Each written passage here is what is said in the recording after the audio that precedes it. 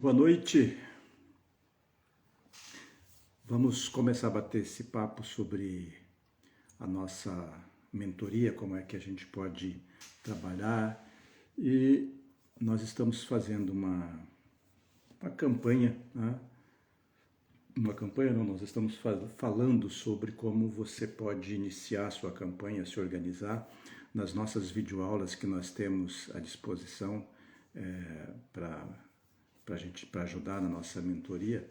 Nós colocamos desde o princípio, quando você se prepara para ser candidato, quando você conversa com a sua parceira ou seu parceiro, quando você articula a família, quando você articula os amigos, enfim, todos os passos até a boca de urna. Mas a gente começou ao contato, ao começar a conversar com os mentores, a gente vai percebendo uma coisa: muita gente quer ser candidato, muita gente admite o desejo de ser candidato, mas tem muita gente que se depara com a pergunta: mas e se eu for candidato? Vão me trair?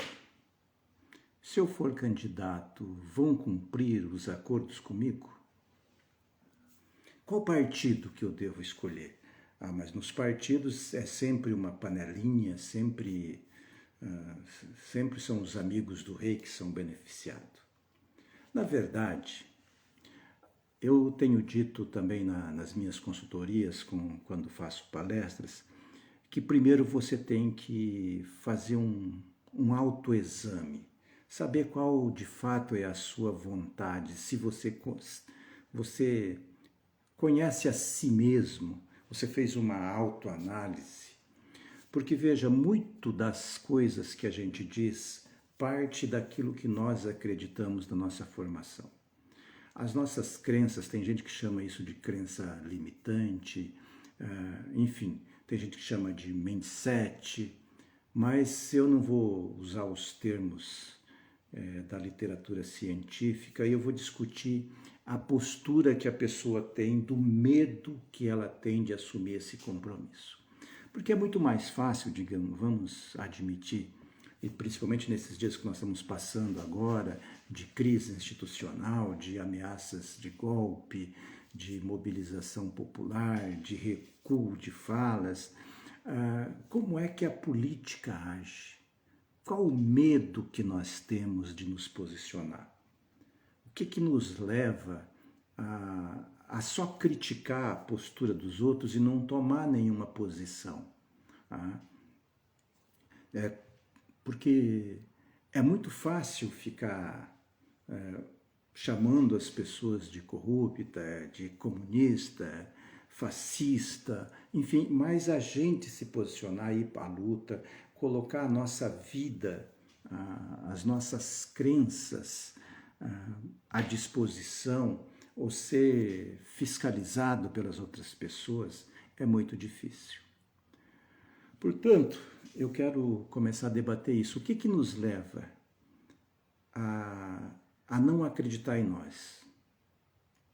O que nos leva a procrastinar a decisão de sair candidato?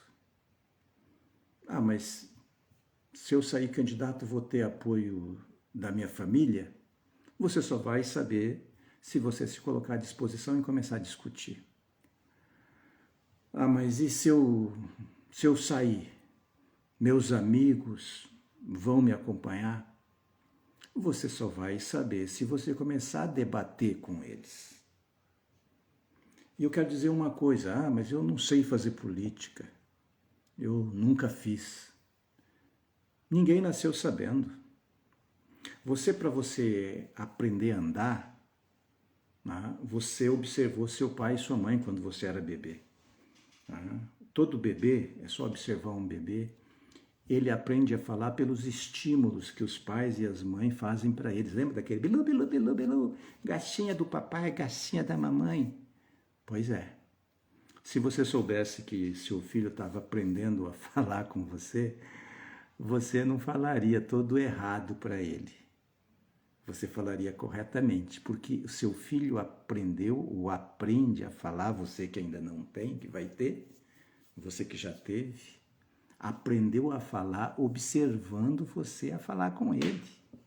principalmente naqueles momentos de carinho, de brincadeira. Seu filho aprendeu a andar observando você andar, você levantar do sofá, da mesa, você levantar da cama. Seu filho aprendeu a ir ao banheiro, a fazer xixi no vaso, ou sua filha, vendo a mãe, vendo você ir. Ou seu filho nunca te acompanhou no banheiro para quando você vai fazer suas necessidades fisiológicas? Os meus iam. Tinha uns que ficavam no colo. Não vou falar quem são, que já estão adultos, vão ficar meio chateados. Mas é assim que a gente aprende, observando os outros. Mas tem um outro jeito da gente aprender também. Quando o desafio é grande. Quando as pessoas dizem que a gente não vai conseguir. Quando as pessoas dizem que a gente não é apto àquilo. Tem gente que isso é desafio.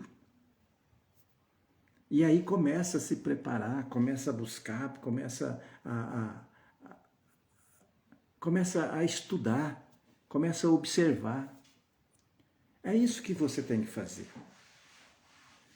Não basta só a indignação de que a gasolina está R$7, o botijão de gás passou de 100, o compromisso do presidente era de que o gás ia ser R$40 no final do primeiro ano.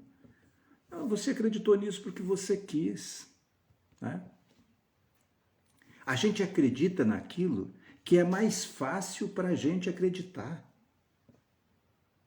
Mas isso não significa, né, que a sua indignação vai ficar só reclamando. Mas eu não quero ser político, não é o que me interessa. Mas você precisa entender como é que isso acontece.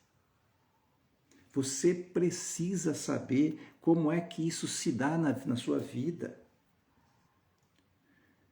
Porque aquilo que a gente não conhece, a gente não tem autoridade para discutir, para debater. Portanto, faça um exame de consciência, faça um exame bem apurado.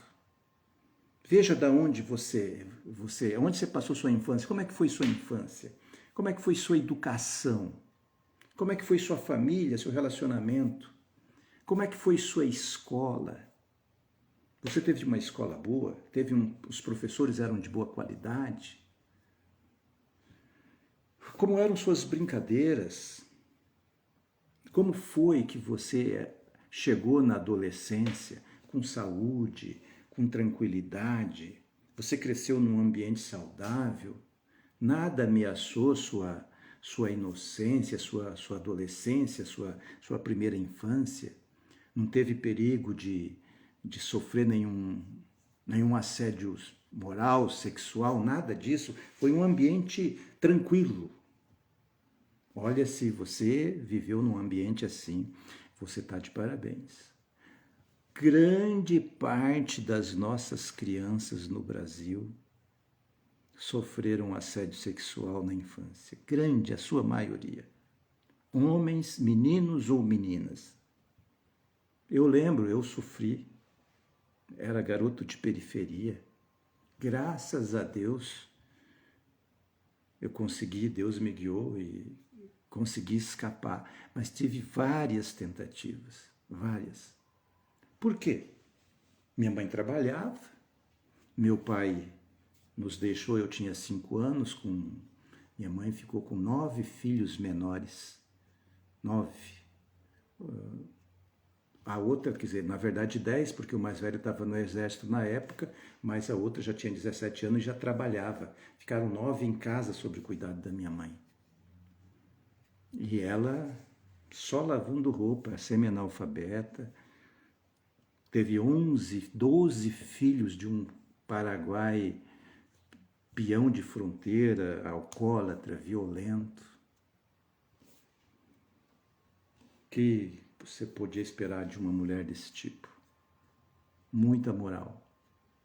Minha mãe foi uma guerreira que conseguiu nos educar, nos dando conceitos morais bastante rígidos.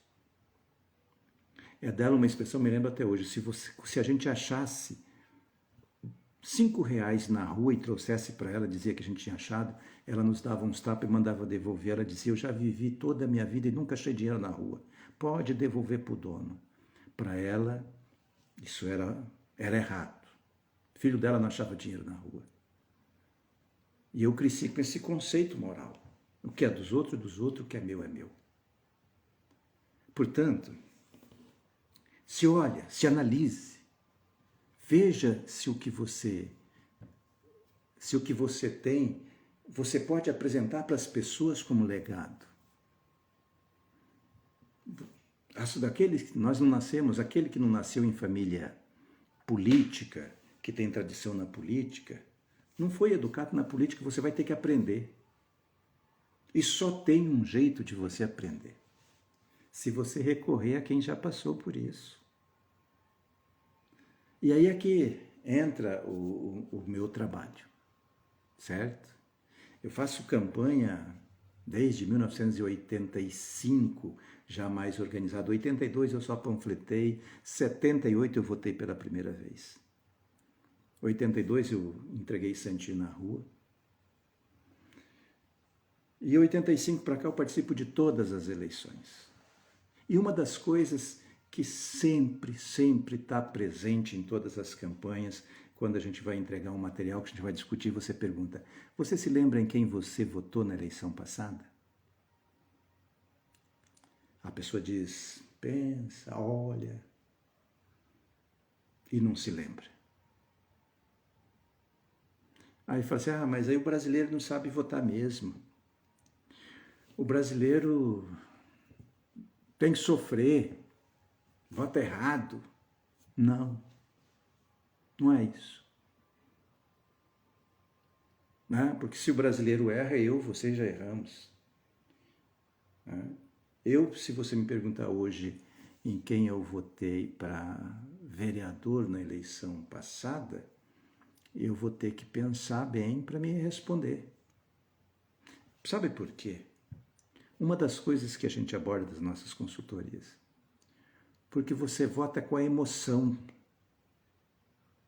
Todo eleitor, o voto é puramente emocional. E você tem que aprender a despertar essa emoção no seu eleitor. Não adianta projetos belíssimos. Até porque, sabe o que acontece? Todo mundo fala sobre educação. Todo mundo fala sobre a importância da saúde pública. Todo mundo fala sobre o transporte coletivo, sobre o emprego. Todo mundo fala a mesma coisa. O que é que diferencia você do outro? Sabe o que é que diferencia? Você. Você é o diferencial. Você consegue, se você falar da sua experiência de vida, se você falar só daquilo que você viveu, você consegue convencer. O problema desse medo que a gente tem de se expor, de se colocar, de entrar na disputa, é que trava a gente. Mas eu vou falar o que de mim para as pessoas. Eu tenho uma vida comum, estudei em escola pública, tive uma infância comum, jogando bola, ser a mulher em casa, ajudando a mãe a cuidar de casa, estudando. Começou a namorar aos 14, 15 anos, escondido do pai e da mãe. O que é que isso tem de interessante? Tem de interessante que isso moldou sua personalidade. Você é o resultado de toda a sua vivência.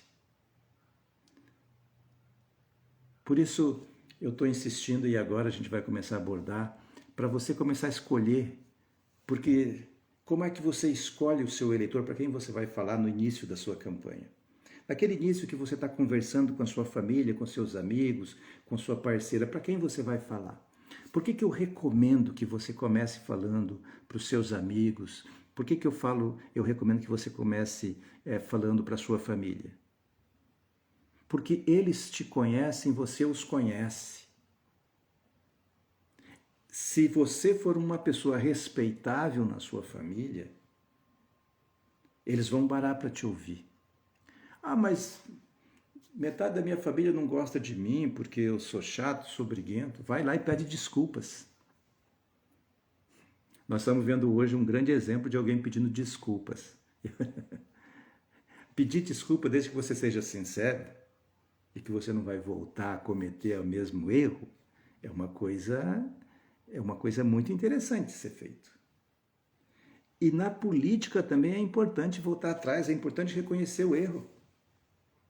E se você está começando, é melhor começar a ir treinando, a voltar atrás, a reorganizar a caminhada, a se organizar para caminhar. Assim é que se faz a luta. Porque a gente não se conhece sem que a gente comece a se expor. Quando a gente se expõe é que vem as críticas. Quantas vezes eu já fui chamado de mal educado, de grosso. Você não cumprimenta as pessoas, Mariana. Você passa com a cara amarrada. Você acha que você tem o rei na barriga. Aí eu dizia, mas gente, isso era muito quando eu estava na presidência do PT. Gente, eu tenho milhões de preocupações. Não dá para ficar rindo. Mas eles tinham razão. As pessoas não sabem o que vão dentro de mim, por que eles têm que me encarar, meu mau humor, minha cara feia. Eu tinha que aprender a ouvir. Mas as pessoas tinham em respeito a mim, a autoridade que eu era, ninguém reclamava. E eu continuava achando que eu estava certo. Fiquei sabendo disso muito tempo depois que eu saí da presidência, depois que eu perdi todo o espaço de poder, as pessoas vinham dizer para mim, mas você era muito mal educado, muito grosso. Isso fez, gerou alguma transformação em mim, com certeza. Eu procuro sorrir mais, procuro cumprimentar mais as pessoas. Mas para você que está pensando em sair candidato, você que nesse período está desapontado com a política, não tem a democracia, a grande magia da democracia é exatamente essa disputa das diferenças. A democracia é um grande concerto entre as elites de todos os países, de como é que eles vão gerenciar as riquezas, de como vão ser exploradas. Isso acontece desde das eras do descobrimento, quando os grandes impérios, o Império Espanhol, o Império Português, o Império Francês, o Alemão, dividiram o mundo e foram explorar o mundo. Depois os Estados Unidos entrou, cresceu como maior potência, dividiu. Assim, em cada país, a sua elite arruma um jeito de fazer uma constituição, como foi a de 88, se reúnem, organizam e seguem aquela carta. O bom da democracia é que tem um parâmetro. Você sabe os limites. Portanto, voltando para o que cada um de nós se dispõe a fazer. O medo de disputar é natural. O medo de se colocar à disposição é muito natural. Até porque é um desconhecido. A maioria dos trabalhadores não tem treinamento para fazer política.